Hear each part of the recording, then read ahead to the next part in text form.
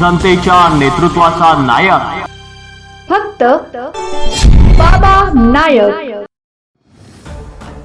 Deopur police Thane येथे दिनांक 8/12/2025 रोजी एक घटनेचा गुन्हा दाखल झालेला होता।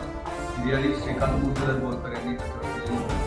त्या अनुषंगाने घरफोडीतून ज्या वस्तू चोरी गेलेल्या होत्या, जसं की LG कंपनीचे फ्रीज, LG कंपनीचं वॉशिंग मशीन, एक मिक्सरचा संपूर्ण सेट आहे आणि गॅस सिलेंडर आहे आणि एक लोखंडी वजन काटा आहे।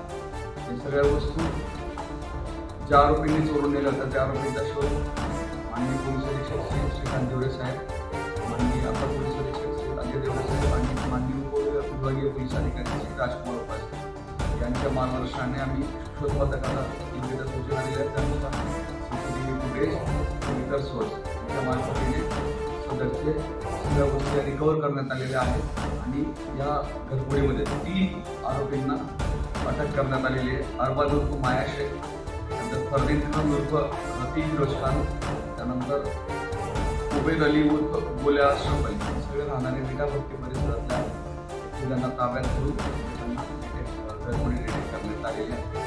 तरी याद्वारे मी नागरिकांना आवाहन करतो की सर्व नागरिकांनी प्रत्येक घराला सेफ्टी डोअर लावा, बाहेर मोठा लाईट ठेवा, बाहेर गावी जात असाल तर शेजारच्यांना कळवून जा, पोलिसांना कळवलं तर अधिक चांगलं।